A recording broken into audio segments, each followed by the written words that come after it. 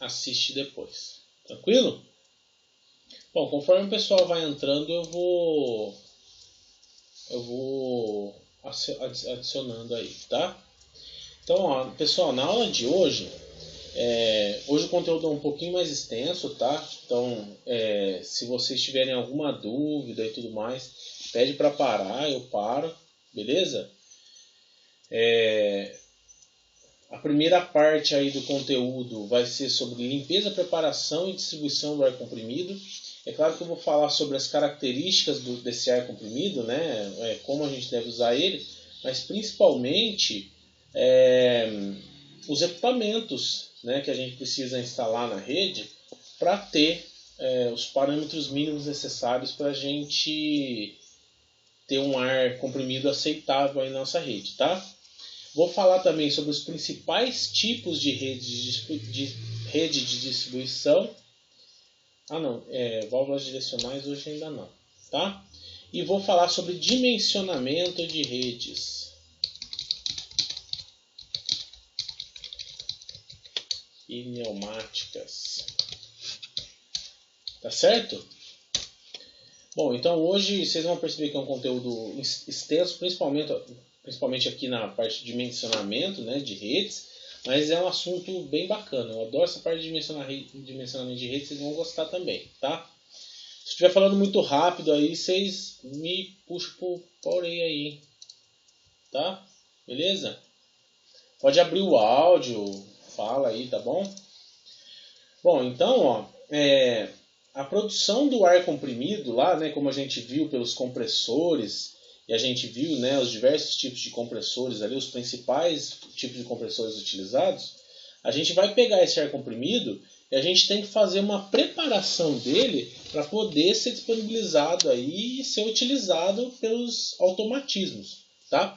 Automatismos, pessoal, nada mais são do que os equipamentos da rede pneumática que são utilizados para automatizar o nosso processo, tá bom? Então são válvulas, são atuadores, sensores, tá bom? São esses os automatismos, beleza? Então, ó, o ar liberado pelos compressores ele precisa ser direcionado, né? Na verdade, condicionado para ficar em condições de ser utilizado nos automatismos industriais, certo? Então ele tem que ter condições certas, né, de pressão e vazão, e isso vai ficar a cargo dos compressores, né? A pressão é dada pelos compressores e a vazão também é dada por eles, tá? Só que as impurezas, umidade e temperatura a gente tem que controlar fora dos compressores, tá? E esses parâmetros aqui do nosso ar comprimido, eles são controlados lá nas centrais de condicionamento do ar comprimido, tá? Nós vamos falar sobre cada uma das etapas aí, beleza? Bom, então a primeira coisinha que eu queria falar para vocês, né, é sobre a temperatura que esse ar vai sair lá do nosso compressor, né? A temperatura de descarga, geralmente, ela vai aumentando conforme diminui a nossa pressão, né? É a própria lei dos gases ideais lá, né? Quanto mais a gente aumentar a pressão, menor vai ser a nossa temperatura, tá certo? Então, ó, se a gente tem aqueles compressorzinho pequenininho, né, com um estágio só, trabalhando ali até 7 bar, olha aqui as temperaturas que a gente pode atingir desse ar, né? Até ali 260 graus, mais ou menos.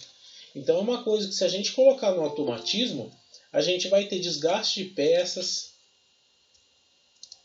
a gente vai ter desgaste dos componentes internos dos nossos automatismos, né? Então não é uma coisa bacana ter o ar comprimido nessa temperatura. Percebam quando a gente vai aumentando o número de estágios e, consequentemente, a pressão de saída desse ar comprimido, a gente vai tendo diminuição da temperatura. Isso já é um parâmetro importante para a gente, tá certo? Outra coisa, né, a gente tem que prestar atenção é quanto à umidade do ar ao sair do compressor, né? Então, se a gente for pensar aí que a quantidade de água condensada antes da compressão é de 8.500 gramas por hora, né? Então a quantidade existente de água após a compressão vai ser essa continha aqui, depois eu passo para vocês, tá? Aliás, a conta não, né? Vem aqui do gráfico, tá certo? A uma temperatura de 40 graus, tá aqui no gráfico, tá vendo na linha vermelha?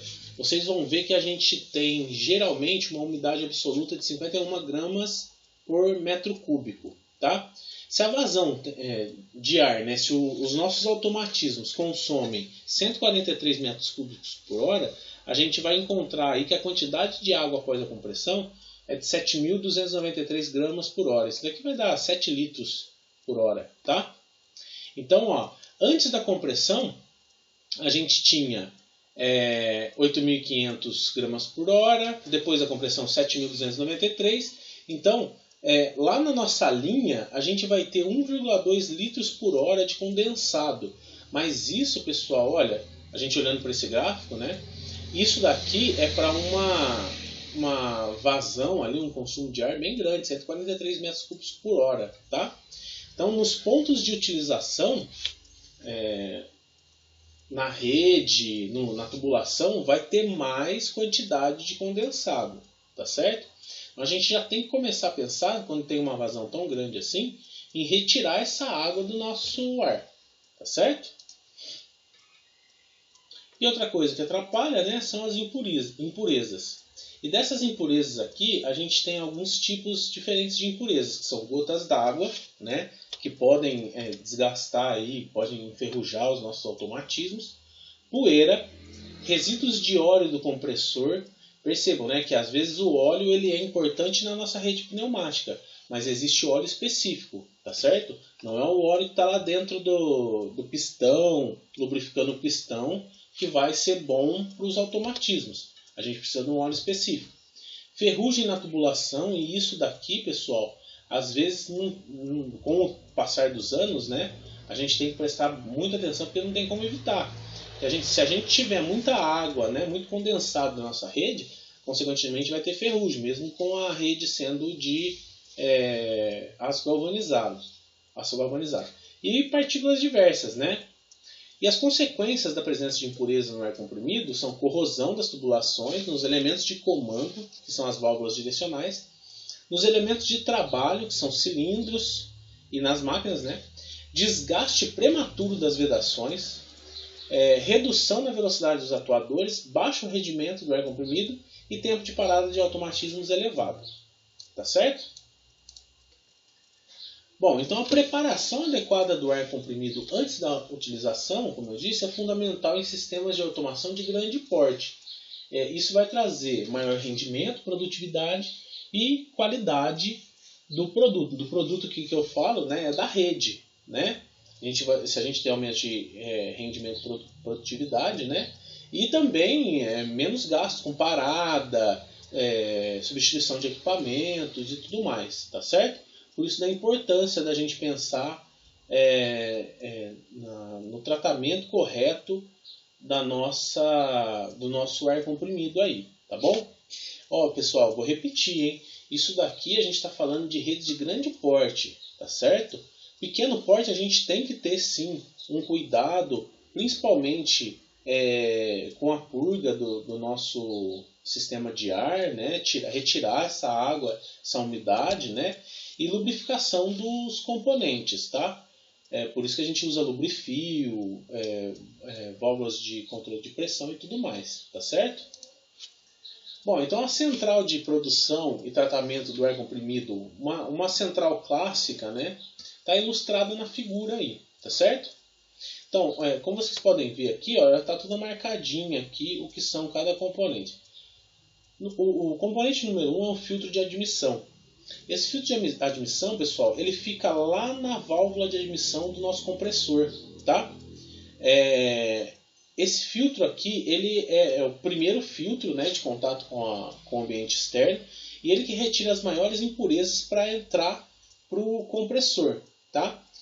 Se a gente não tiver esse filtro, né, podem entrar poeira, pode entrar bicho, pode entrar mais umidade, né?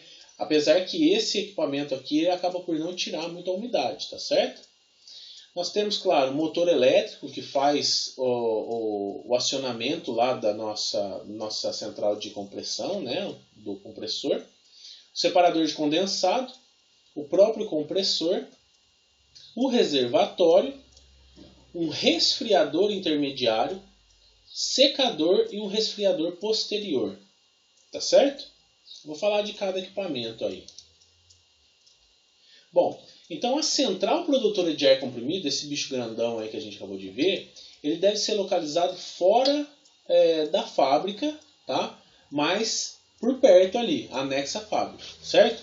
Precisa ser de fácil acesso, precisa dar espaço para manutenção, isento de poeira. Isso é um pouco complicado, né? Porque ela está externa lá tal, mas é um ambiente com um nível aceitável de poeira, tá? Esse isento de poeira, vocês vão ver que é bem complicado, né? Na vida real, certo?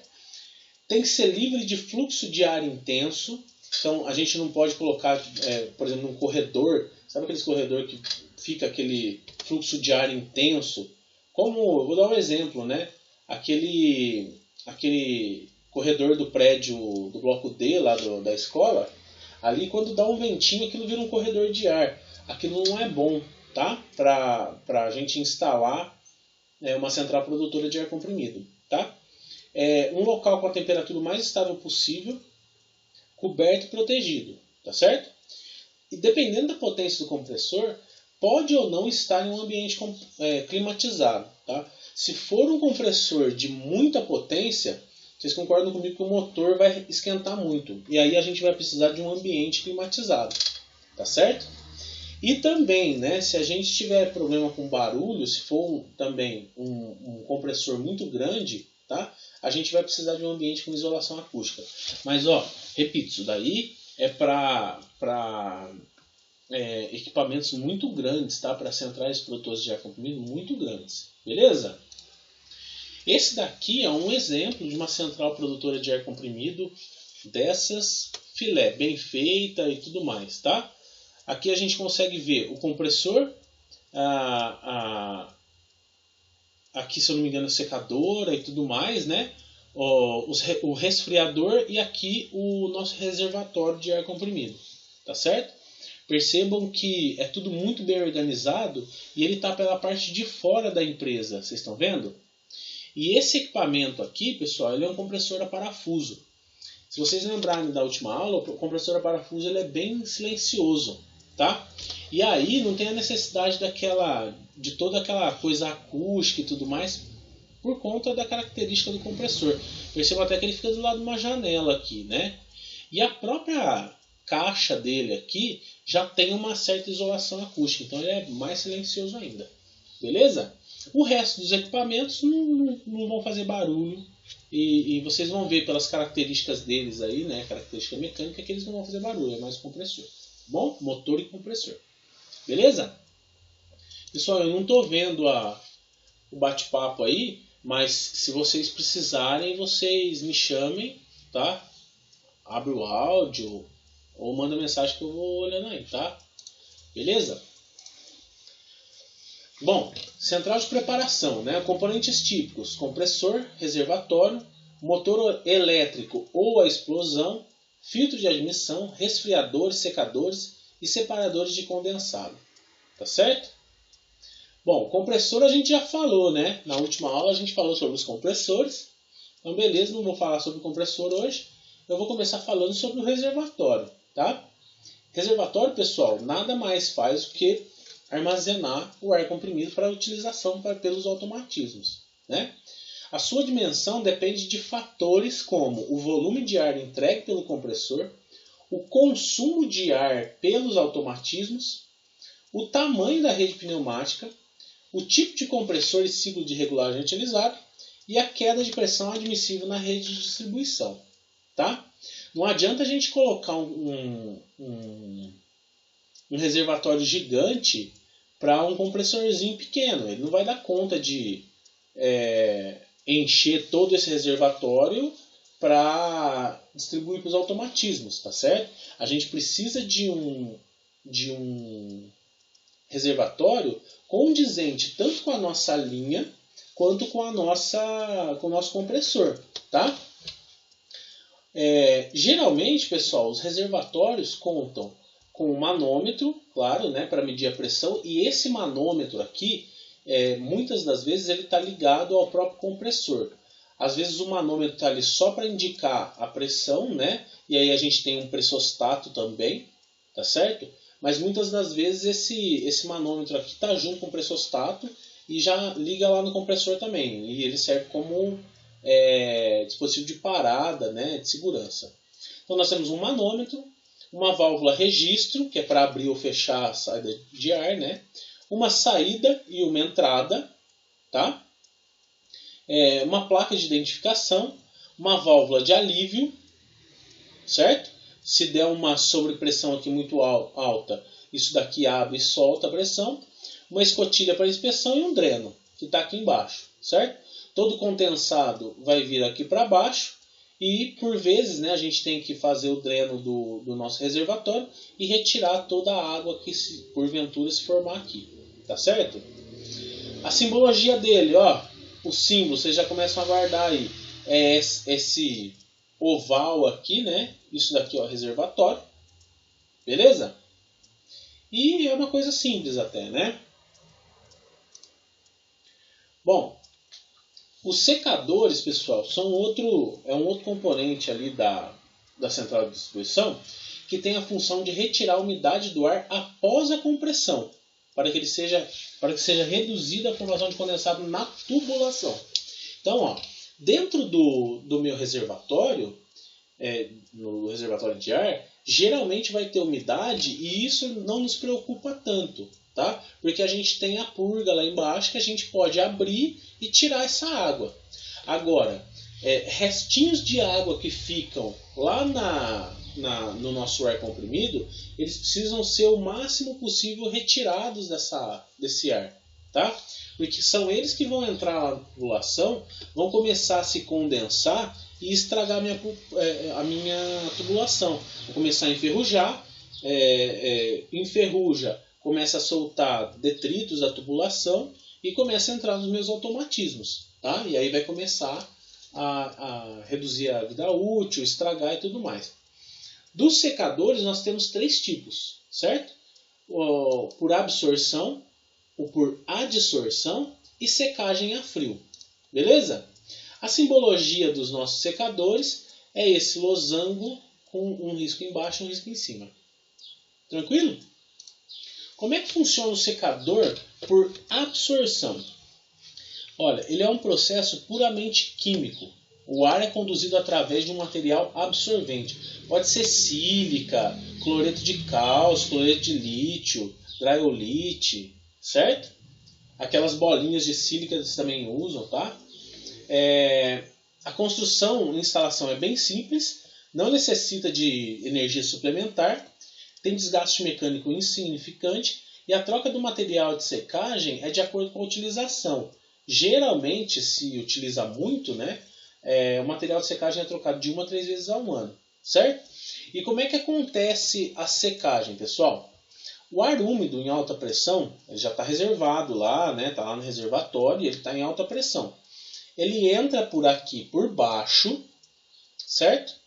Ele vai passar pelo material de secante, certo? Por uma dessas substâncias e vai sair aqui em cima. Só isso, tá? Com o tempo, essas pastilhas dessecantes aqui, elas vão saturando. Então, elas vão enchendo de água. Tem uma hora que elas não aguentam mais, elas começam a soltar essa água.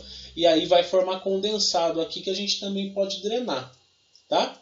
Vai ter uma hora que essas pastilhas aqui vão ficar tão úmidas, mas tão úmidas, que elas vão começar a nem secar, mas o ar vai acabar passando direto, né? Porque elas não têm mais a capacidade de retirar a água. E aí é o momento de trocar, tá certo? E isso daqui é uma câmara mesmo, você vai lá, arranca todo o material, coloca um novo e tá certo. Ele é bem simples mesmo. Tranquilo? Não gasta energia adicional, não tem gasto de energia com nenhum energia elétrica e tudo mais, tá? É puramente químico, beleza? A gente só gasta com um material de secagem. Agora, o secador por adsorção, ele já é um processo físico, tá? As moléculas de água são retidas na superfície de um material adsorvente, poroso ou granulado. O ar comprimido conduzido através de uma camada seca quase 100%, é uma camada de óxido de silício, tá? Que seca quase 100% o ar. É um processo regenerativo. Quando o material fica saturado, pode ocorrer a liberação da água pela passagem de ar quente. Então, se vocês verem aqui, ó, o ar úmido ele vai entrar por aqui. Opa! Espera aí que alguém entrou. O ar úmido ele entra por aqui e passa por essas placas, certo? Essas placas aqui, com o tempo, elas vão ficando úmidas também. E ele tem um processo de volta aqui, né? Que ele passa o ar seco e pode secar essas placas também, tá certo? Mas nada mais é do que entrar água nesses poros aí e o ar vai acabar saindo seco, tá? O processo ocorre em duas camadas e o controle é feito por válvula. Enquanto uma camada está secando, a outra está regenerando, tá certo? É um pouco melhor que o processo anterior, porque a gente não tem que ficar trocando essas placas aqui, tá? O processo de secagem das placas, ele acontece por entrada de ar quente, né? Então, a gente também tem poucas paradas, porque enquanto uma placa, um lado, está secando, o outro está se regenerando. Esse daqui começou a ficar saturado, a gente muda de lado e aí faz o contrário, tá? Beleza? Esse é o processo por adsorção. A absorção, lembra lá que as partículas estão absorvendo, então um processo de absorção. E a adsorção, ele é um processo físico que ele vai retirando água por meio da entrada nos poros do material aqui de óxido de silício. Tranquilo?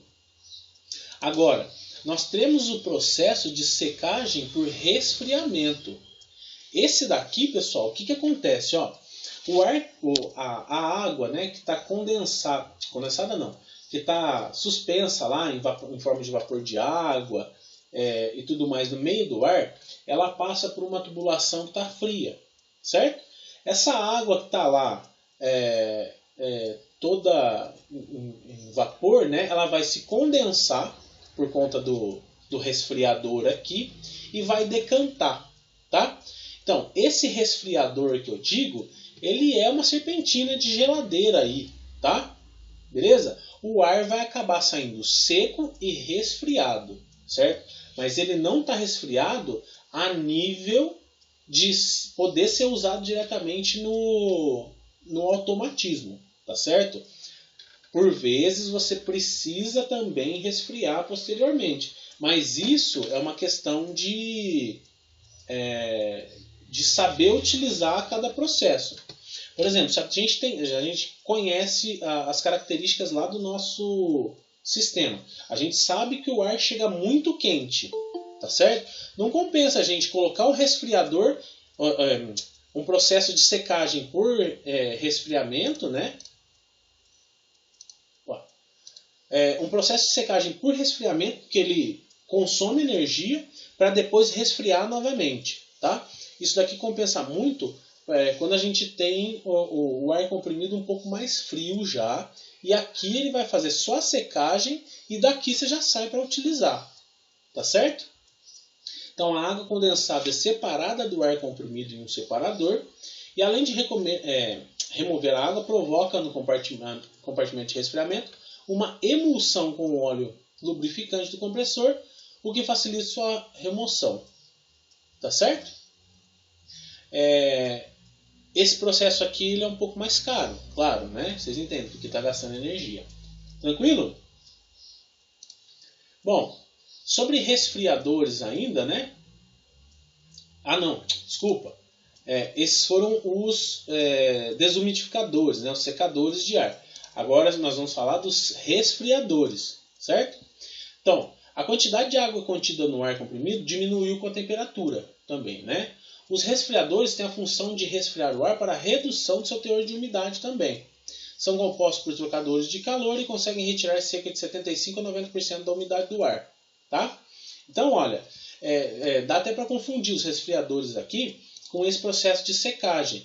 Por isso que eu falei, né? a gente tem que escolher direitinho o processo que a gente vai utilizar. Se a gente tem um ar um pouco mais frio, não compensa a gente colocar esse desumidificador, porque a gente vai estar gastando energia. Tá? Se a gente só simplesmente tirar a água dele, ele já vai estar pronto para usar para os automatismos. Mas aí, dependendo da temperatura, a gente tem que colocar também um resfriador. Mas o resfriador, por conta também da redução do teor da umidade, né, por conta da própria lei dos gases ideais, ela acaba por tirar a água. Só que o resfriador você não tem de onde drenar, né? Ele tem um dreno, mas ele não é feito para isso. Beleza? Então o resfriador aqui nada mais vai fazer do que resfriar o nosso ar para utilização lá nos automatismos. Beleza?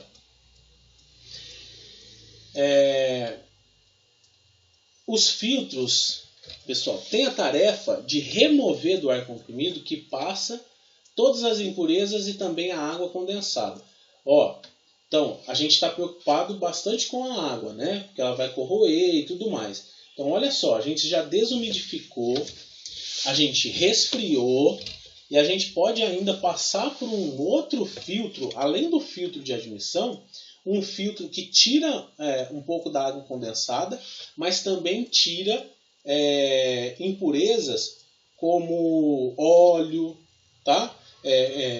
Alguns fragmentos dos equipamentos lá, né? Alguma ferrugem, alguma poeira que saiu do equipamento e foi para a linha. Então esse filtro de ar vai acabar por fazer isso, tá? O ar comprimido, nesse tipo de filtro de ar aqui, ele já é colocado em rotação por fendas condutoras, eu vou mostrar para vocês, tá? A rotação do ar elimina as partículas maiores que se acumulam na parede inferior do filtro e a umidade no ar, que fica armazenada no copo, tá? As partículas menores são retidas pelos poros do filtro, e esses filtros aqui têm porosidade entre 30 e 70 microns, chegando a 3 microns em casos especiais. Isso daqui é para casos médicos, tá? Quando a gente tem sistemas de ar comprimido para hospitais. Eles podem ter dreno manual automático e os copos podem ser de policarbonato ou metálicos. Os de policarbonato são transparentes, aguentam temperaturas entre 10 e 53 graus Celsius e tem uma pressão máxima de 10,5 bar. Os de metal não são transparentes, claro, né? Aguentam temperaturas um pouquinho maiores, até 75 graus, e pressões maiores, de até 17 bar. Certo? E esses daqui, pessoal, precisam ser instalados bem próximos do automatismo. E esses casos são esses aqui, ó. Lá no laboratório de pneumática, a gente tem esse cara aqui sempre na entrada da nossa bancada lá, né? Na verdade, ele não é só o filtro assim, ele é um lubrifil, né? Ele é um lubrificador também. Mas o que acontece com esse cara aqui, ó? Ele tem um dreno manual aqui embaixo, então na hora que vocês perceberem que ele está cheio de água, e se eu tenho um desumidificador, vocês vão perceber que forma muito pouca água aqui. Vai demorar muito tempo para formar água, tá? E aí a gente vai lá, abre ele, escorre a água e acabou, tá? Tem um defletor inferior, que é esse cara aqui, que vai fazer o ar girar, né, entrar todo turbulento, tá? Tem o copo, que é esse copinho aqui de baixo, onde condensa o líquido. Um defletor superior, que é esse cara aqui. Orifício de entrada do ar. Entra o ar por aqui, desce, sobe, passa pelo filtro e sai. Né? Porque o elemento filtrante está aqui. E o elemento filtrante é esse daqui que eu falei para vocês, né? Que devem ter porosidade entre 30 e 70 microns. Beleza? Então a rotação do ar que vai eliminar as partículas maiores. Beleza? E as partículas menores vão ficar retidas no filtro. Então aqui, ó, quando o ar entra por aqui por cima, ele forma um movimento turbulento aqui embaixo, gira, né? As partículas maiores vão acabar ficando aqui embaixo, passa por aqui e as menores vão ficar no filtro. E aí sai para o outro lado. Beleza? Bom, de acordo com o tipo de compressor utilizado, com o consumo de ar pelos automatismos e com a porosidade do elemento filtrante, os filtros exigirão maior ou menor manutenção. Tá? A manutenção nesses casos implica em remoção do condensado, como eu falei para vocês, né? Aqui no copo, ó, vai formar um condensado, vai formar uma água. Isso daqui, pessoal, não é só água, é água com óleo e outras coisas, tá? Somente em filtros manuais, né? Os automáticos eles eliminam automaticamente, claro. E substituição do elemento filtrante. Então a única manutenção desse cara é isso, tá? A não ser que você use numa pressão maior que o especificado. Aí você vai ter que trocar ele mais vezes, tá? E o filtro de ar deve ser verificado sempre que ocorrer a redução da vazão de ar comprimido fornecido ao automatismo. Bom, isso daqui dá para perceber, né? Que se o elemento filtrante estiver muito sobrecarregado já, né, saturado, a gente vai ter uma diminuição do fluxo de ar, né? Então a gente já vai ter que olhar lá para o nosso elemento filtrante, tá certo? Bom, esses daqui são outros tipos de filtro de ar, estão vendo? Ó? Esses são bem mais simples, tá? Simples não, são iguais, tá vendo? Mas depende da vazão e tudo mais. Esses são todos de copo de policarbonato, beleza? Entra o ar por aqui, faz aquela bagunça toda turbulenta e sai pelo outro lado. O elemento filtrante está sempre aqui no meio. Beleza? Simbologia dele, ó, filtro manual o losango como se fosse uma aguinha aqui embaixo e o tracejado. Quando dreno automático, a gente tem outro triângulo aqui junto com o triângulo de baixo. Beleza? Bom, depois que então a gente produziu o ar comprimido, armazenou, retirou a água, resfriou ele, e aí tá resfriadinho, tá bonitinho.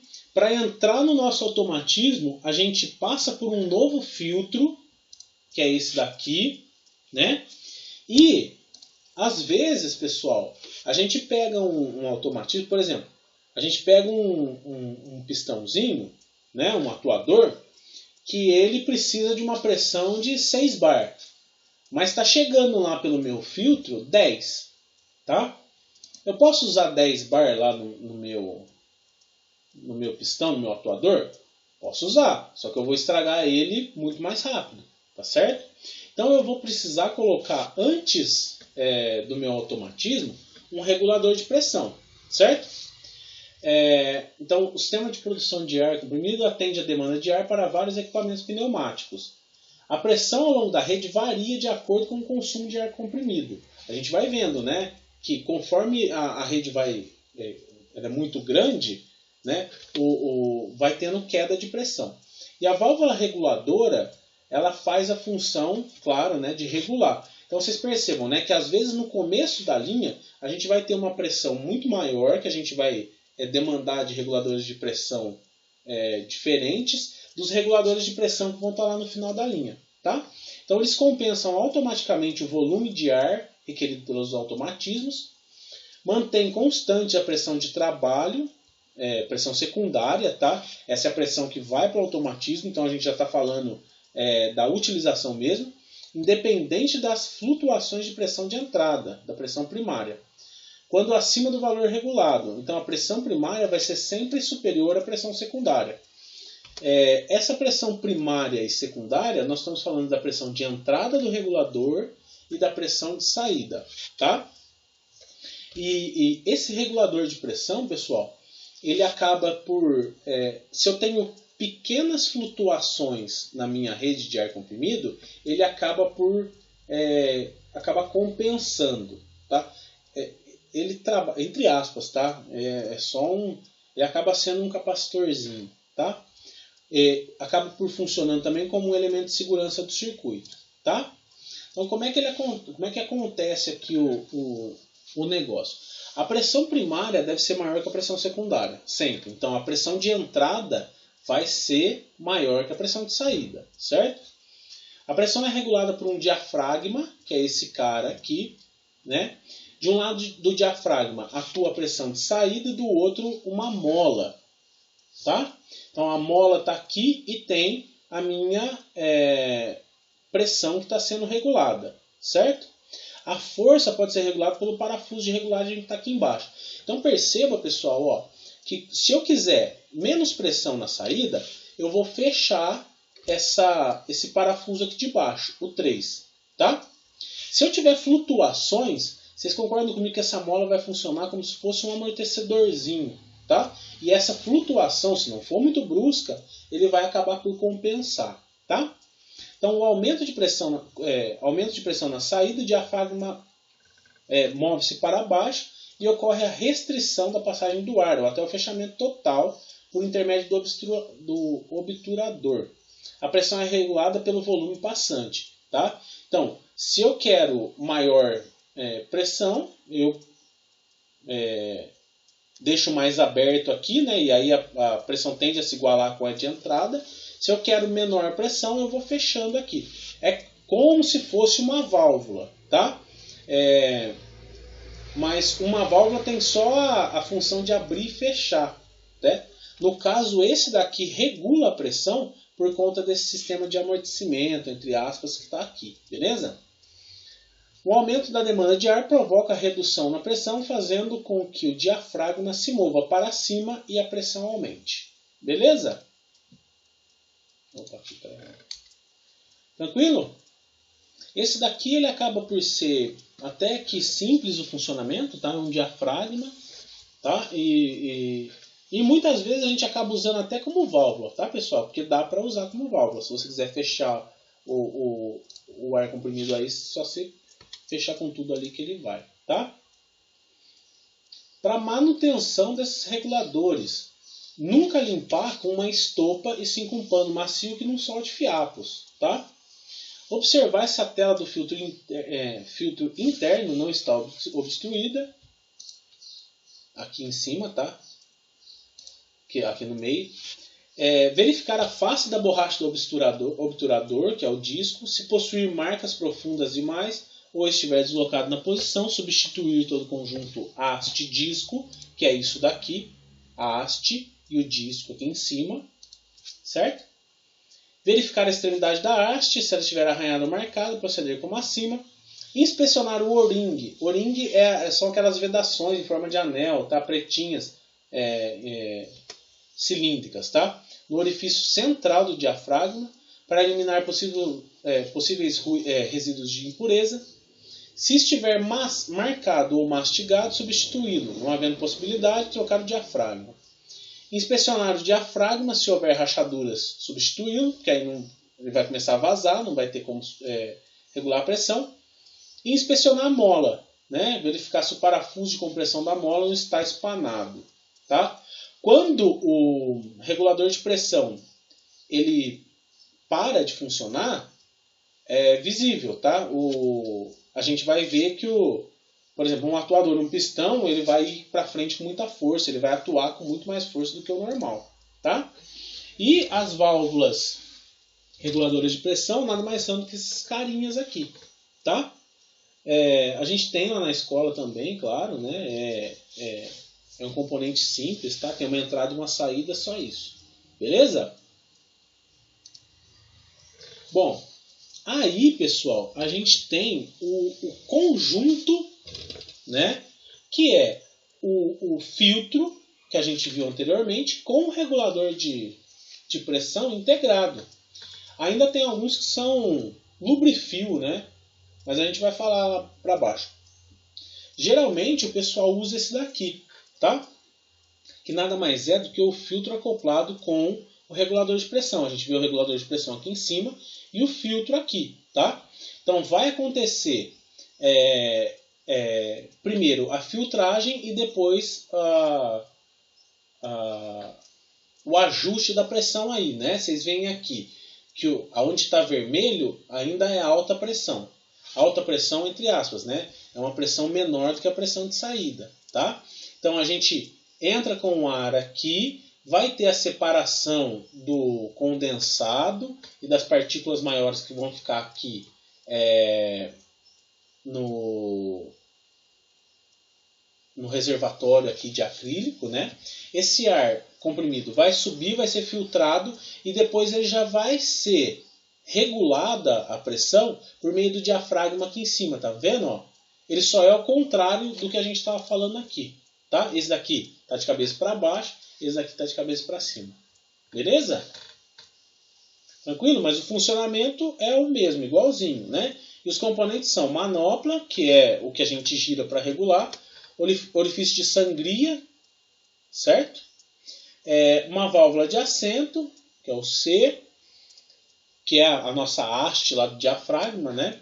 Defletor superior e inferior, mola, orifício de exaustão, diafragma, passagem do fluxo de ar, né? Que está aqui no I, e o elemento filtrante que está aqui no J, certo? Beleza? É a mesma coisa, só é a junção, tá? E aí, nós temos o lubrificador. Geralmente ele vem junto, tá? Ele sistemas de pneumáticos e seus componentes são compostos por partes móveis que estão sujeitas a desgaste e consequente inutilização. Então, para reduzir esses desgastes proporcionados pelas forças de atrito, os equipamentos devem ser lubrificados convenientemente por meio do ar comprimido, tá? Mas como eu disse, não é com qualquer lubrificante, é com o lubrificante certo, né? E por meio dos lubrifios, né, ou do lubrificador, que a gente vai inserir esse óleo certo lá no ar, tá? Então a lubrificação por meio do ar comprimido, que é misturado com o óleo, né, para que ocorra a lubrificação das partes internas dos componentes. O processo deve ser controlado para que não ocorram obstáculos à passagem do ar. E o meio mais prático de realização da lubrificação é através do lubrificador. Como é que ele funciona, pessoal? Vocês já ouviram falar lá do tubo de Venturi, né? O princípio do tubo de Venturi, tá? A passagem de ar comprimido ocasiona uma diferença de pressão em F. Está aqui, desculpa. Em F. O que empurra o óleo através do tubo pescador e chega ao tubo de elevação. Quando ele fala, eu vou mostrar aqui o F, o G e o J, tá? Então o que acontece? É como se o meu óleo ficasse aqui, tá? Onde está verdinho, certo? O tubo de Venturi, vocês lembram dele, né? Não sei se vocês já tiveram aula sobre mecânica dos fluidos, mas no tubo de Venturi, ó, quando tinha um aumento de pressão aqui, a gente aumenta a pressão, né? E vai subir esse óleo para cá. Esse óleo, pessoal, ele vai ser gotejado na parte de cima aqui, ou posteriormente ao tubo de Venturi, tá? Por conta da diminuição do volume aqui, ó, a pressão aqui acaba sendo maior, tá? E aí aumenta a velocidade também.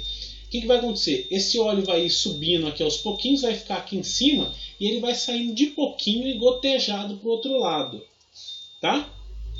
É o que acontece aqui no nosso filtro, tá certo? Olha lá, ó, a gente tem uma entrada de ar aqui, né? Ó, a entrada de ar, ó, ela vai acontecer aqui em F no canal de comunicação, certo? Cadê o canal de comunicação aqui? Ah, tá ali, ó, tá, aqui em cima, tá? Que tá em detalhe. O que ele vai fazer, ó? Ele vai entrar a pressão aqui, vai jogar esse óleo que é verde para cá e ele vai gotejando pelo lado de cá. Então vocês percebam que ele faz como se fosse esse tubo de Venturi aqui, mas ao contrário, né? Conforme ele vai aumentando a pressão aqui, vai jogando óleo lá em cima e vai gotejando para a saída, tá certo? Então é o princípio ali do tubo de Venturi mesmo, tá? Isso daqui, pessoal, é claro, ele é instalado na entrada dos automatismos também, tá certo? Não adianta a gente colocar um lubrificador lá depois do compressor, porque todos os outros equipamentos vão retirar os óleos. E esse óleo, ele é especial, ele é um óleo para sistemas pneumáticos, beleza? Para automatismos pneumáticos. A simbologia dele nada mais é do que um losango com um tracinho por cima, tá? Esse tracinho por cima aí simboliza só o gotejamento do óleo, beleza? E os lubrifios nada mais são do que esses carinhas aí. Parece um filtro, né? Mas não é, que a gente não vê aquela peça de baixo que faz a separação de detritos maiores, né? E aqui embaixo nesse copo vai o óleo pneumático lá, tá? Então entrou o ar, aumenta a pressão aqui, joga esse óleo aqui para cima e ele vai gotejando para a saída. Tranquilo? Só que como eu falei para vocês, né, a gente já usa o lubrifio. O lubrifio, ele é, olha aqui, ó, filtro, regulador de pressão e lubrificador. Tá certo? Ele já vai sair certinho pro automatismo, tá? Os lubrifio de hoje em dia, eles não são assim tão grandões, né? Eles são um pouco menores, tá? E a gente tem um só lá no laboratório, tá? A gente tem esse cara aqui, a gente tem, certo? O regulador com filtro. Agora esse daqui a gente tem pouco. Tá? Depois eu vou separar para vocês, vou tirar foto para vocês verem o que a gente tem lá. Beleza? Tranquilo? Bom, então as consequências da má preparação do ar comprimido são rápido desgaste das peças móveis em cilindros e válvulas, tá? Formação de gotas d'água, acúmulo de água no lubrificador, velocidades lentas nos elementos de trabalho, os silenciadores das válvulas acabam se sujando, né? E diferentes velocidades de resposta dos componentes. Se a gente precisar de um sincronismo entre as peças, a gente vai acabar não tendo, né? Cuidados gerais na preparação do ar. Com condensado no filtro de ar, a gente tem que sempre tirar o condensado, aquela aguinha que fica no filtro de ar, nesse copo aqui, ó. Deixa eu voltar lá para mostrar para vocês. Nesse copo do filtro de ar, a gente tem que sempre se preocupar com isso, porque senão com o tempo a gente começa a soltar essa água na nossa rede de novo, né? Precisamos ter cuidado com o elemento filtrante do filtro de ar, tá? Na entrada dos automatismos, com o ajuste do regulador de pressão, ajuste no lubrificador de ar, aplicação do óleo correto e atenção no sentido de fluxo da unidade de manutenção, do lubrifio. Tá? Esse ajuste do regulador de pressão, pessoal, os lubrifio, né, eles são melhorzões aí, né, são bem mais completos, e aí eles vêm com um manômetro para a gente ver a pressão de saída do ar. Tá? Então, lá, junto com o regulador de pressão, nós temos um manômetro. Agora, o regulador de pressão simplesinho, ele não tem. Tá? Então, a gente tem sempre que ter um manômetro depois do regulador de pressão para a gente ver se está tudo certo. Tá? Se a pressão está certa. E as consequências são essas daqui, vocês estão vendo? Olha, isso daqui é quando já... Na verdade, isso daqui é só a purga, né? Quando acaba, isso aqui geralmente acontece na purga do reservatório. Porque junta óleo do compressor e junta a água que acaba decantando lá no nosso reservatório e forma essa emulsão aqui. Tá? E isso também pode acontecer lá no lubrifio. Beleza? Se a gente não seca, se a gente não filtra e tudo mais, com o tempo nós vamos corroendo a nossa tubulação. E aí, cara, não tem jeito, vai começar a soltar detrito. Isso daqui entrou dentro das válvulas, entrou dentro dos atuadores, vai desgastar a vedação, vai desgastar os componentes internos e a gente vai perder o nosso equipamento mais rápido. Tá? E se a gente não pré-filtrar e tudo mais, a gente vai ter obstrução dos nossos elementos filtrantes, né, dos filtrinhos de entrada dos automatismos, por conta desses cacarecos que tem na nossa tubulação. Tranquilo? Bom, pessoal, até aqui nós falamos sobre os equipamentos utilizados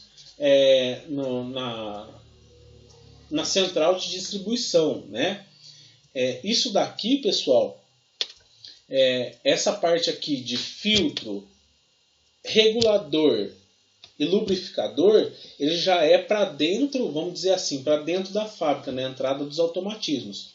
Os outros equipamentos, eles já são voltados para a central de distribuição, para a central de produção do ar comprimido, tá? Lá fora. Quando a gente está falando até secador e resfriador, eles estão lá fora ainda, tá? Entrou para dentro da fábrica, esse ar já vai estar na pressão certa, na pressão que a gente admite, tá? Que nem eu falei, a pressão pode mudar ao longo da rede, tá? E aí por isso que a gente tem esse outro componente sempre na entrada de cada automatismo. Beleza? Então aí a gente já tem condição de falar sobre a distribuição desse ar comprimido. Beleza?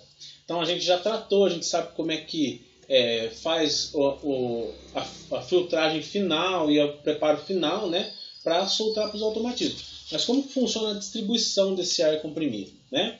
A rede de distribuição ela tem a função de levar o ar comprimido da central até o local onde estão os automatismos. Dois fatores importantes aqui, né, são o dimensionamento da tubulação principal, que é o tronco, e da tubulação secundária, certo? Então, se a gente colocar uma tubulação muito fina ou muito grossa, a gente vai ter problemas nos nossos automatismos. A gente vai ter que investir mais em equipamentos reguladores de pressão, a gente vai ter problema nos nossos filtros, tá? Então a gente tem que dimensionar certinho a nossa rede para conseguir dimensionar os nossos equipamentos lá na ponta, tá certo? Deixa eu ver se alguém falou alguma coisa aqui. Não, tá tudo certo. Pessoal, tá muito rápido, vocês estão conseguindo me entender? Tá tudo bem? Eu acabo não voltando aqui pro chat, aí eu não vejo. Tá tudo certo? Todo mundo tá me ouvindo? Beleza. Beleza. Ó, essa foi a primeira parte. Ela é uma parte mais de blá blá blá, falação. Então eu até que passei um pouco mais rápido, tá? Essa segunda parte agora, fiquem com o caderno a postos aí, mas depois eu libero também os slides, tá? Essa parte já envolve conta para dimensionamento e tudo mais, beleza? Então qualquer coisa que vocês tiverem dúvida, vocês me chamam aí, tá? Bom? Ó, eu vou desligar minha câmera, porque senão fica consumindo muita banda, tá? Bom, nós temos dois formatos de rede de distribuição de ar comprimido, tá? Nós temos o formato em circuito fechado, certo? Que nada mais é do que central de ar comprimido. Eu só tenho a foto aqui de um compressor, mas pensem que tem tudo lá já, tá? Se for uma rede muito grande, já tem o reservatório, tem o secador, desumidificador, e aí que vai sair para minha rede, tá? Nós temos a rede em circuito fechado, certo? Ele acaba sendo o sistema mais utilizado nas indústrias. O ar flui em ambas as direções, tá? Então a pressão dos automatismos é mantida constante mais facilmente. É mais fácil de expandir a rede de distribuição. Isso daqui, né, há controvérsias, né? Porque se você precisar expandir aqui no meio, você vai ter o maior trabalhão, e em malha aberta, né, circuito aberto, não tanto, tá? Mas ele, de fato, se você quiser expandir daqui, ele é mais fácil de expandir, tá? E a separação do condensado é mais fácil, tá? Porque você coloca, sei lá, um ponto de retirada de condensado, por exemplo, aqui, e você já consegue retirar o condensado de tudo.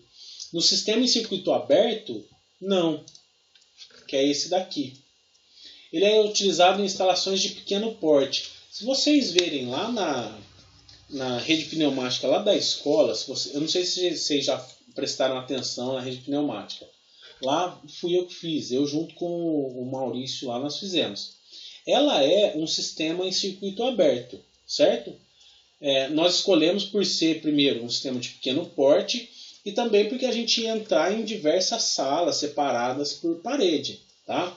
Então o ar acaba fluindo em apenas uma direção, tá? Ela é indicada para alimentação de pontos distantes, quer dizer, distante lá do meu compressor, né? É fácil de fazer a separação do condensado, mas assim, eu acho mais fácil no sistema em circuito fechado, né? No circuito fechado, você coloca uma purga aqui, por exemplo, ó, e tira todo o condensado, né? É claro, você respeita a inclinação da rede e tal, né? Para escoar tudo o condensado para um único lado, e você tira lá. Agora, nesse caso, pode ser que fique condensado nas extremidades. E aí a gente tem que ter uma purga em cada extremidade. Mas também é fácil, tá? Só que nesse sistema, a pressão varia muito mais ao longo da linha, tá? E aqui não. Como o ar está indo e voltando, acaba indo e voltando, né? A pressão não varia tanto, beleza? Nesse sistema aqui a pressão já varia bastante, tá? E em pequenas distâncias já varia, tá bom?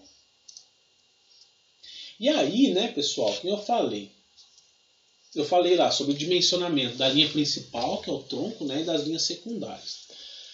Linha tronco e linhas secundárias podem ser confeccionadas em tubos de aço galvanizado, aço preto, latão ou aço galvanizado, certo? Geralmente, aço galvanizado está 2 vezes aqui. É de aço galvanizado, tá?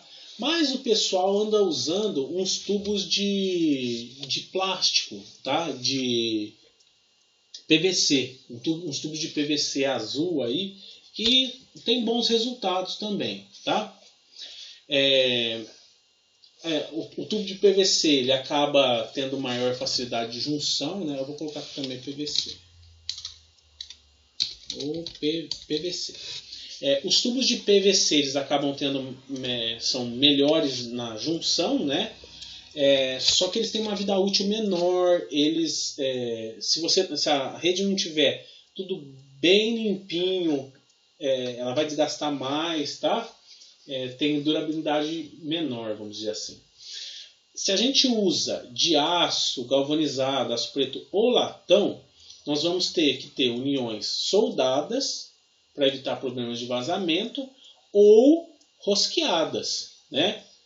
Geralmente são rosqueadas. A gente faz a rosca lá na tubulação, né? Une com luva, claro, passando vedação, né? Fita veda-rosca e cola, certo?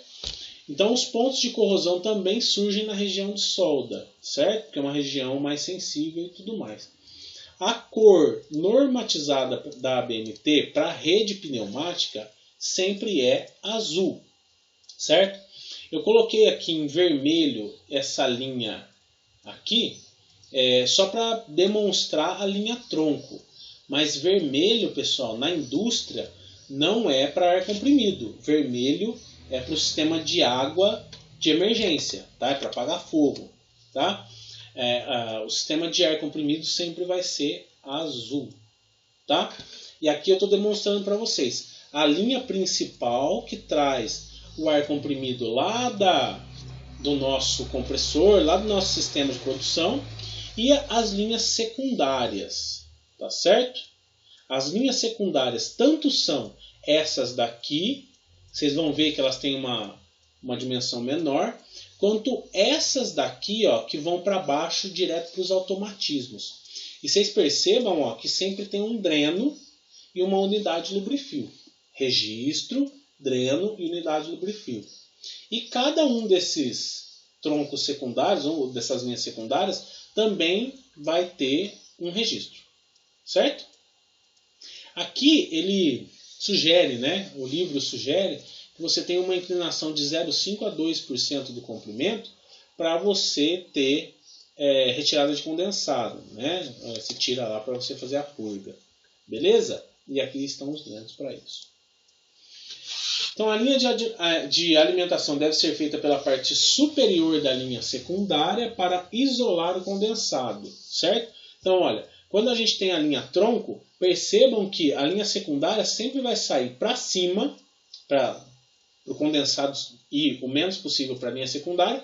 E quando a gente sai dessa daqui para a alimentação, percebam que lá em cima também ela vira, né? Faz uma voltinha, sai por cima e vai para baixo.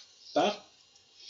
Isso daqui, pessoal, é para, como eu disse, para sistemas muito grandes, quando tem maior formação de condensado.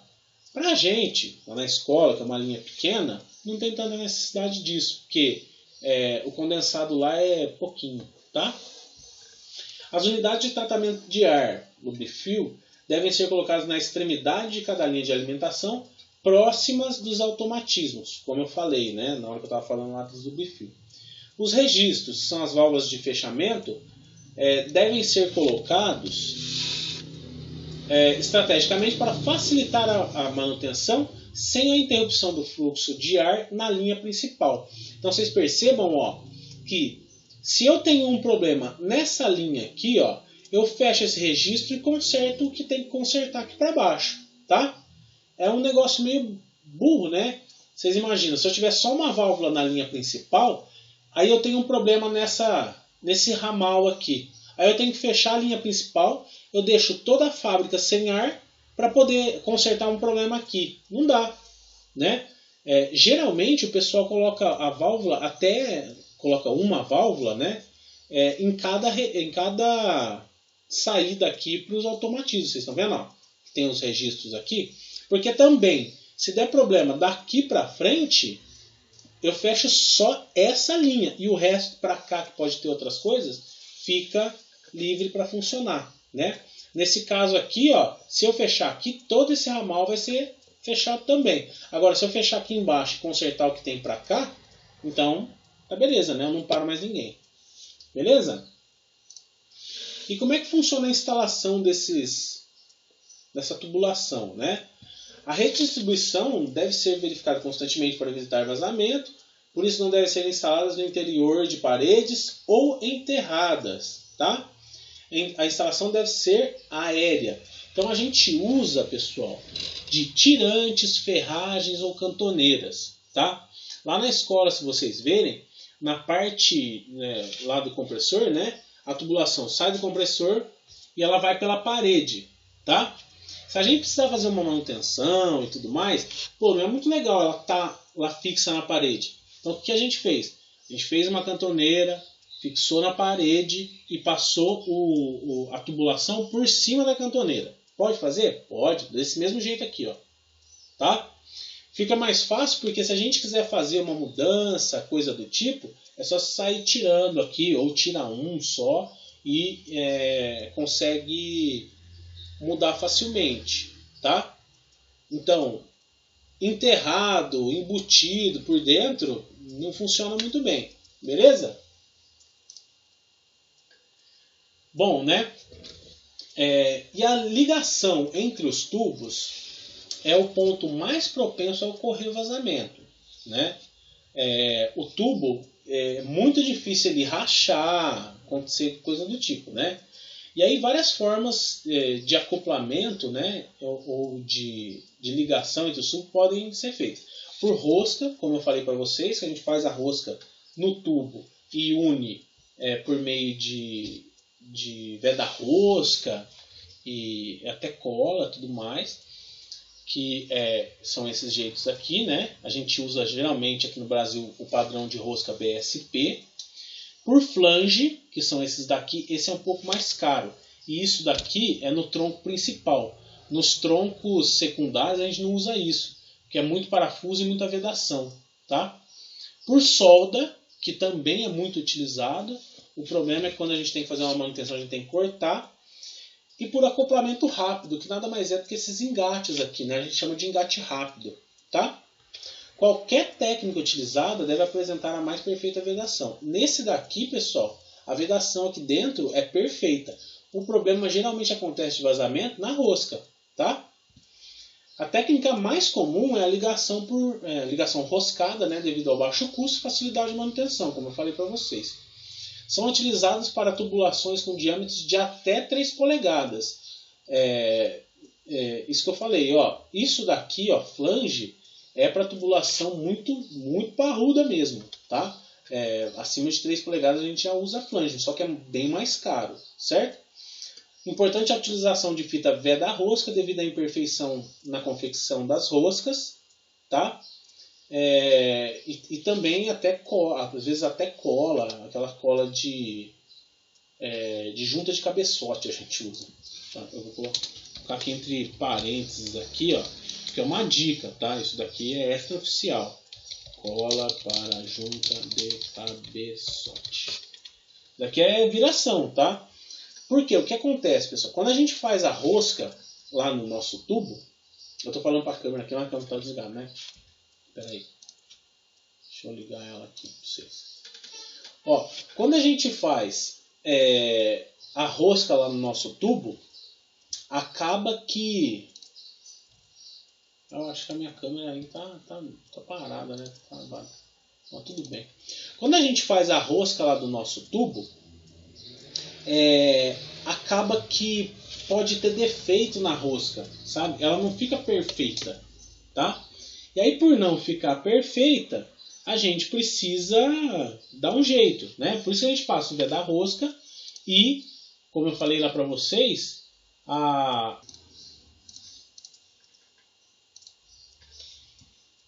voltei. Aqui, ó, quando a gente faz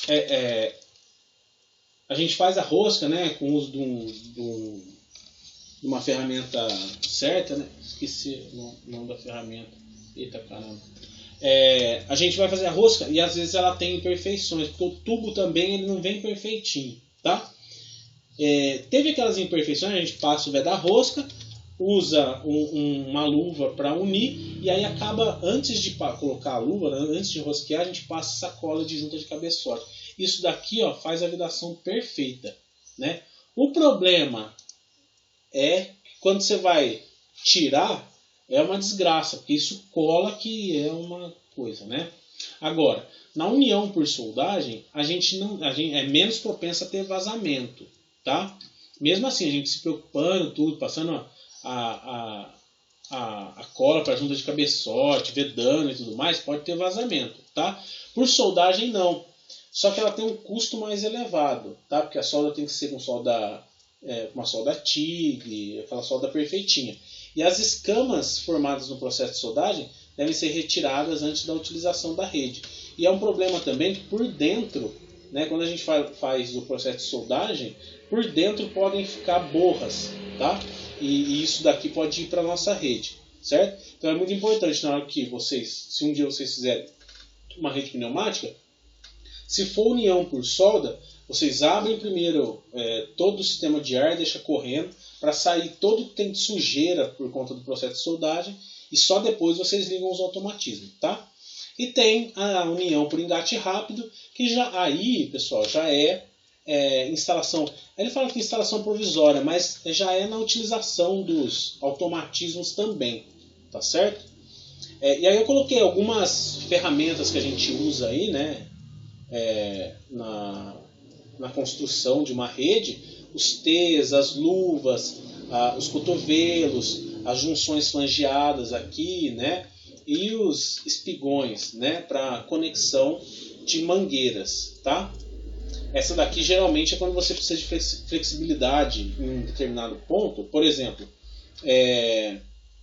da saída do reservatório para a rede, né, de tubulação, a gente usa um espigão, tá certo? E aí, né, ele fala da tubulação, mas tem os tubinhos aí de poliuretano também, né? Esse daqui a gente tem bastante lá na escola, tá? E agora eles lançaram um novo, que é esse daqui, que eu nem conhecia, né? E ele é menos propenso a dobra, beleza?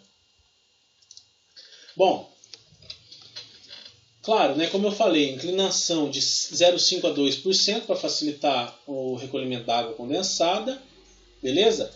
Devem ser instalados purgadores de preferência automáticos para retirada do condensado. O problema é que purgador automático é um pouco mais caro, tá?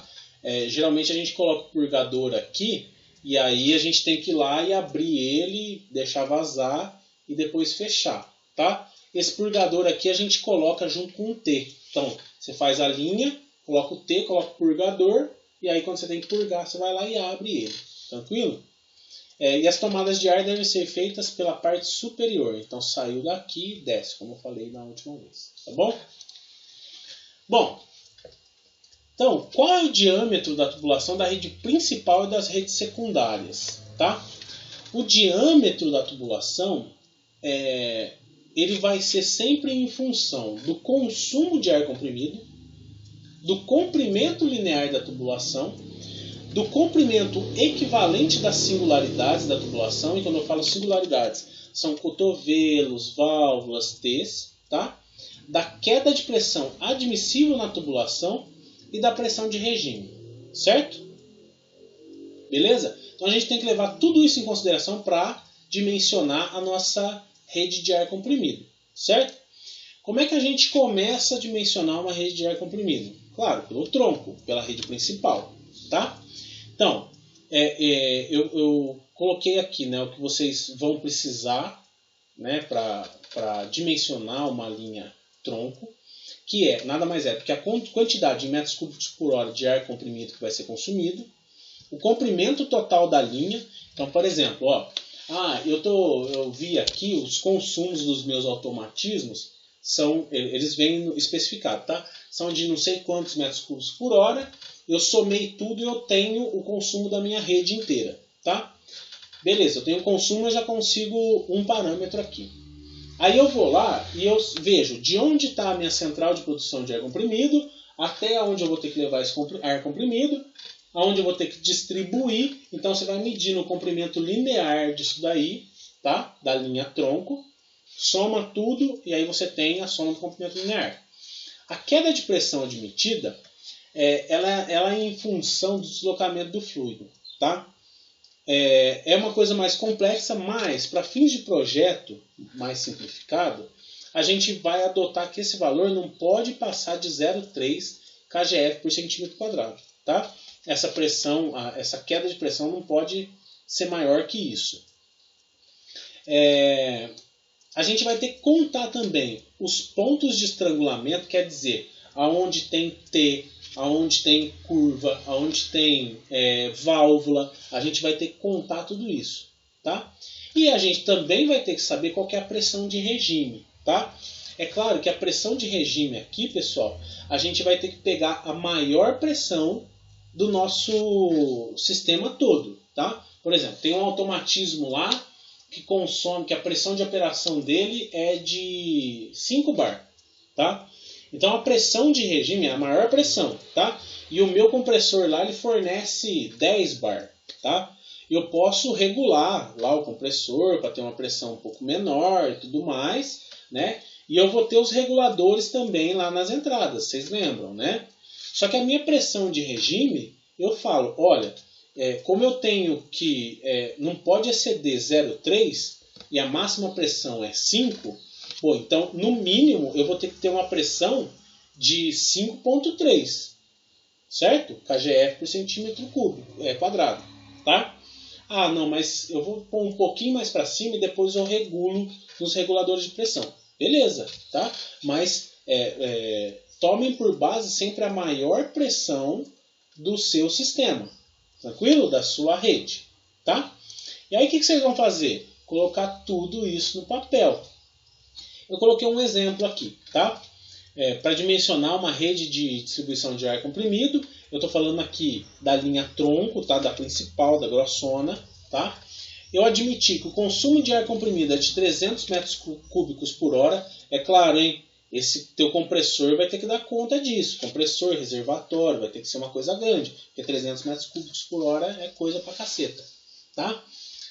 O comprimento linear da linha, como se eu tivesse ido medir tudo lá. Comprimento só de tubulação, tá? Só de tubulação. Eu medi aqui, ó, 300 metros. A pressão de regime é de 9 kgf por centímetro quadrado. Uma queda de pressão admitida de 0,3.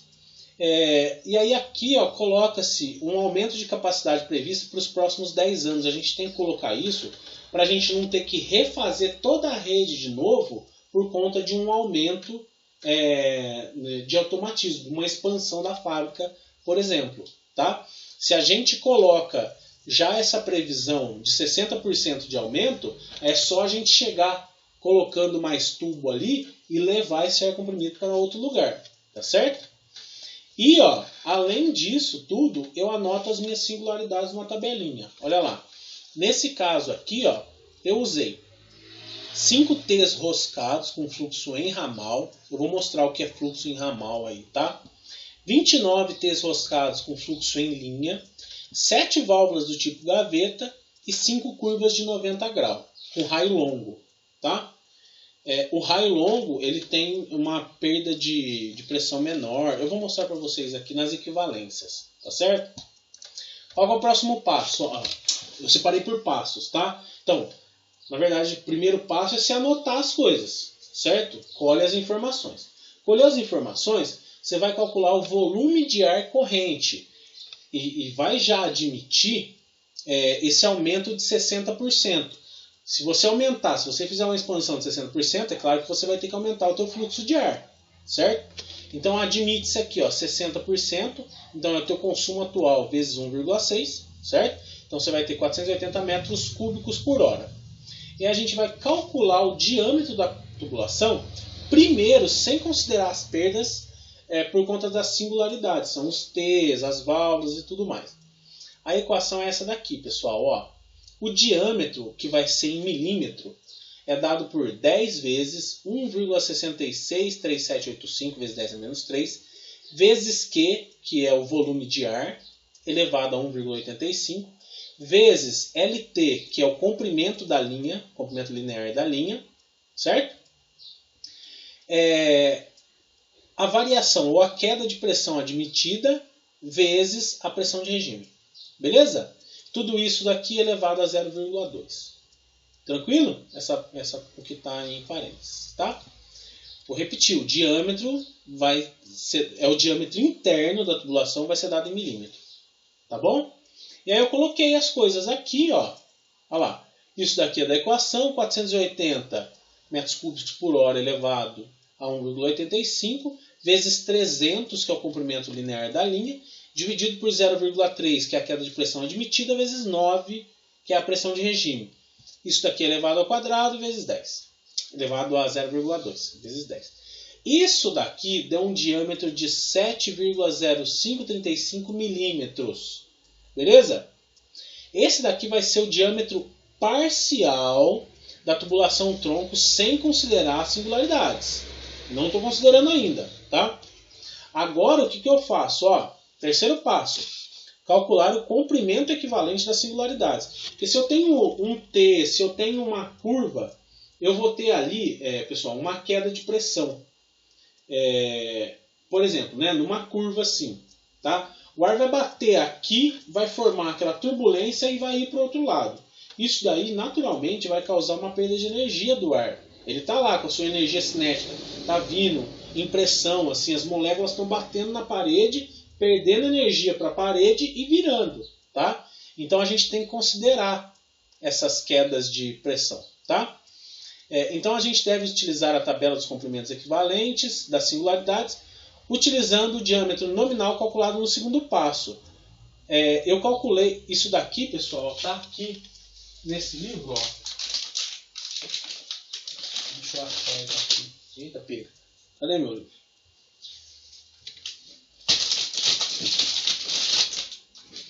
Aqui. Tá aqui, ó. Tá? Vocês estão vendo? Tudo isso daqui que eu vou mostrar agora, que vocês vão ver, tá nesse livro aqui. Ele tem uma parte de apêndices. Então aqui, ó. Apêndices A8, A6. Vocês vão ver, tá? Esse daqui, ó, eu calculei 70 milímetros. Aqui, ó. Eu calculei 70 milímetros. Oh, caceta. Aqui. Calculei 70 milímetros de diâmetro, tá? Eu vim aqui na tabela de espessura, ó. Diâmetro interno, 70 milímetros. 62, 2 milímetros e meio. 2 polegadas e meia. Coloquei aqui. 2 polegadas e 3 quartos. Tá? Não está na tabela, mas são 2 polegadas e 3 quartos. Mas tem a tabela aqui. Beleza? E aí eu vou, ó, em cada uma das singularidades que eu anotei aqui, ó, eu anotei. Tá vendo? T roscado com fluxo em ramal.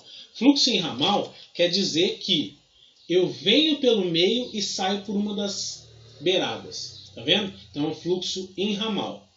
Isso daqui, ó, tá lá na página, se vocês pegarem esse livro, tá na página 291, que é o anexo A6. Então aqui, ó, peguei daqui. Eu coloquei aí para vocês, tá? Para ficar mais fácil. Mas ele tá aqui. Vocês conseguem fazer o dimensionamento por meio do livro, tá bom? Fui lá, vi qual que era o diâmetro de 2 3/4, né? Com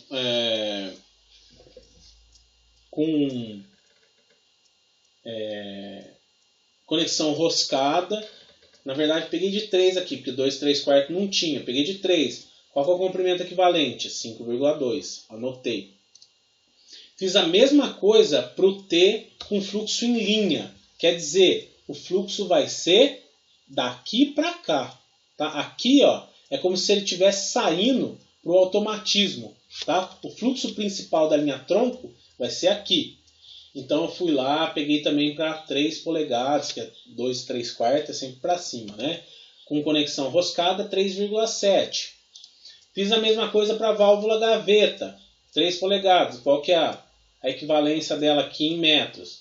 0,58. Me anotei. A curva de 90 graus com raio longo, conexão roscada, equivale a 1,2 metros de tubo, certo? Peguei todos esses valores e coloquei aqui, tá? Ó, o T roscado com fluxo em ramal, ele tem um comprimento de 5,2, comprimento equivalente. Percebam que ele é muito maior do que o T com fluxo em linha. Por quê? O fluxo em linha, ó, o T está aqui, ele vai fazer isso daqui, ele não vai ter perdas, tá? A não ser pela turbulência que causa na parte de baixo do T. Agora, no T com fluxo em ramal, ele vai entrar pelo meio, bater na parede e ir para o lado. Tá certo? A perda de energia é muito maior, por isso que equivale a muito mais tubo. Beleza? 7 válvulas do tipo gaveta e 5 curvas de 90 graus. Tá? Coloquei todos os valores aqui, ó. E aí o que eu faço? Somo eles. Eu vou ter mais um comprimento linear para somar com o comprimento linear primário, certo? Aquele lá do comecinho. Então, ó, os passos são, você vai lá, soma o comprimento linear, faz a conta do diâmetro, certo? Achou o diâmetro, vai aqui na tabelinha de equivalências, acha a equivalência em comprimento para cada componente, certo? E coloca, refaz a conta, certo? Porque, ó, ele vai acabar por dando um diâmetro maior, porque a gente está considerando uma linha maior, certo? E aí, esse daqui é que vai ser o diâmetro da tua linha, certo? Eu calculei aqui, ó, 75,7455, beleza? E aí, o que eu fiz? Isso daqui é um diâmetro interno. O que eu fiz? Eu fui lá na tabela, que também tem no livro, tá? Mas vocês acham na internet fácil. Eu fui na tabela aqui, ó. Essa tabela está na página 289 do nosso livro. Essa daqui, ó. Tá? Eu fui lá e procurei por 75,74. Pô, não tem. A próxima de cima é o meu diâmetro. Certo? Diâmetro interno de 77,9 é o tubo de 3 polegadas. Então, no meu tronco principal, eu vou usar sempre o tubo de 3 polegadas. Sempre não, desculpa. Nesse caso aqui eu vou usar o tubo de 3 polegadas. Beleza? Então, pô, dimensionei minha rede, cara. Considerei todas as singularidades, considerei o comprimento linear, fiz o cálculo lá do tubo que eu vou precisar e achei que é um tubo de 3 polegadas. Certo? Ah, legal, Raul. Agora eu preciso então de pegar essa linha tronco e fazer a secundária, né? Como é que é? Mesma coisa, cara. A diferença é que você vai precisar dividir a pressão para todas as linhas, tá? Então, o dimensionamento das linhas secundárias de alimentação vai ser feito utilizando a mesma equação do slide 44, que é essa daqui. Só que no caso das linhas secundárias, sendo todas de mesmo comprimento, a gente considera que todas têm o mesmo tamanho, tá?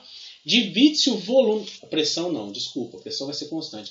O volume de ar pelo número de linhas secundárias, né? E procede-se ao cálculo ajustando também o valor da variável de comprimento. Então, olha aqui, ó. Eu falei pressão, a pressão tem que ser a mesma, tá? Olha lá, hein? Desculpa eu aí. A pressão de regime vai ser sempre os 9 kgf por centímetro quadrado. Só que o consumo de ar, eu falei que vão ter 10 linhas secundárias. Então, o consumo de ar, lá da primeira parte do nosso problema, vai ser 300 dividido por 10, vão dar 30, né? E o comprimento linear dessa linha, quer dizer, do tronco até embaixo e passando, indo para algum lugar, se você quiser fazer alguma curva, é de 11 metros. Beleza? A mesma coisa, né?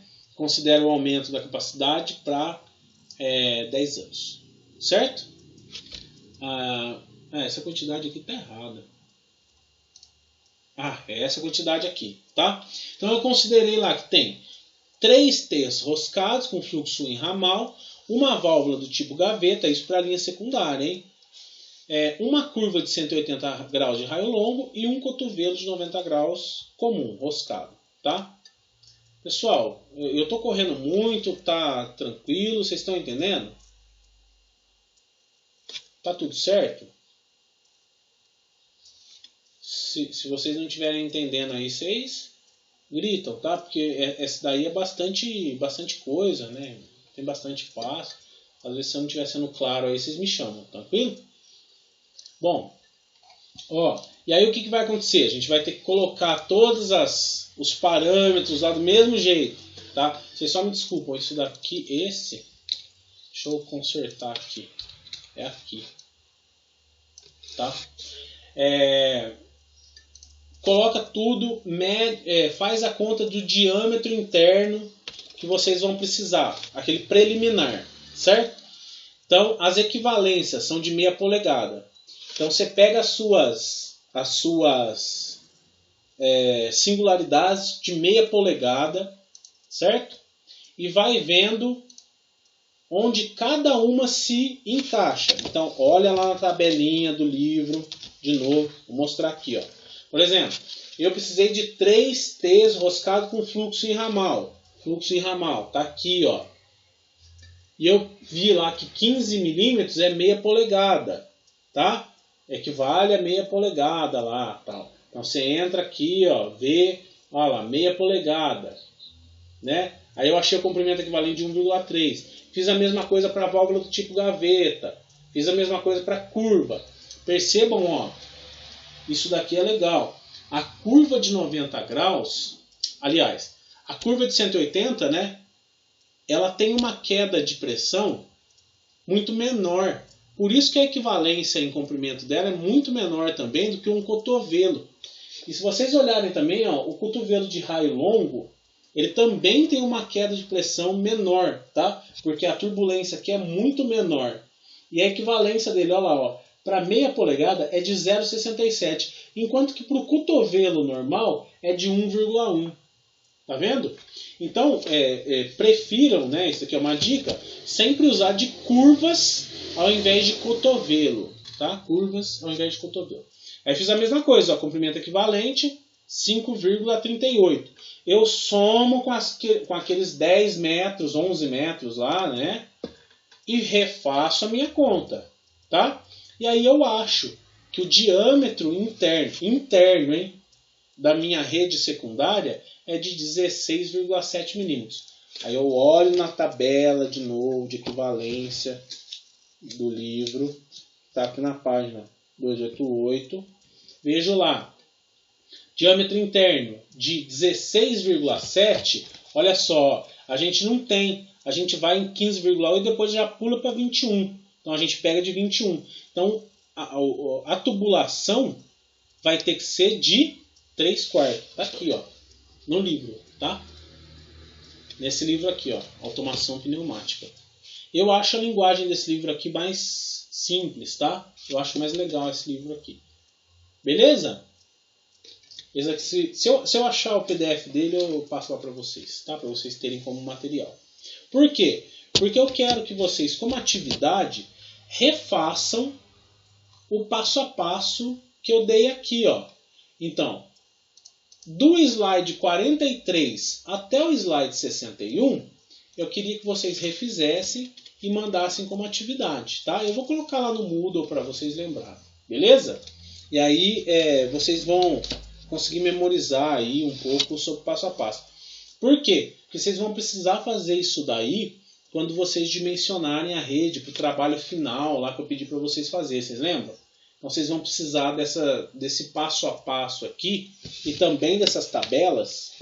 E aí eu providencio para vocês dessas tabelas para vocês dimensionarem a rede que eu pedi como trabalho. Mas é lá para o final do curso, tá? A entrega do trabalho vai demorar ainda.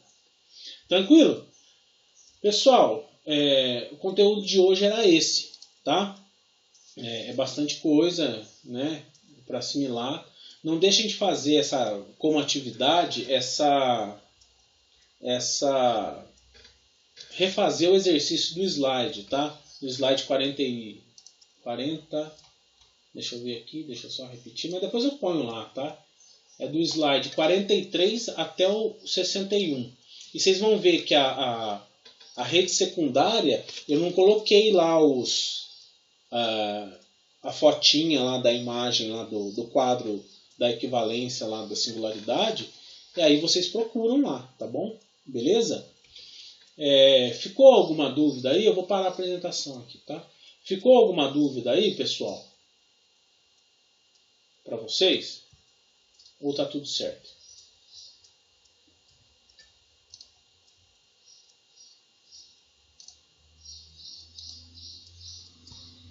Ficou alguma dúvida?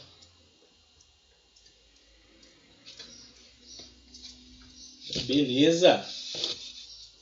Se tá de boa, então por hoje é só. A aula é até 14h40, né? Então por hoje é só. Qualquer dúvida que vocês tiverem, vocês podem me chamar no e-mail, no Facebook ou no próprio chat do Moodle lá que eu tiro as dúvidas para vocês, tá bom? E não deixem de fazer os exercícios, tá? Porque todos os exercícios que eu estou passando aí, pessoal, eles vão cair na prova, tá? Eu vou tirar a prova dos exercícios lá, tá bom? Às vezes também dos slides, mas aí eu vou vendo. Beleza? Tranquilo? Até a próxima, Henrique. Falou, pessoal. Um abraço, viu? Tchau, tchau. Falou.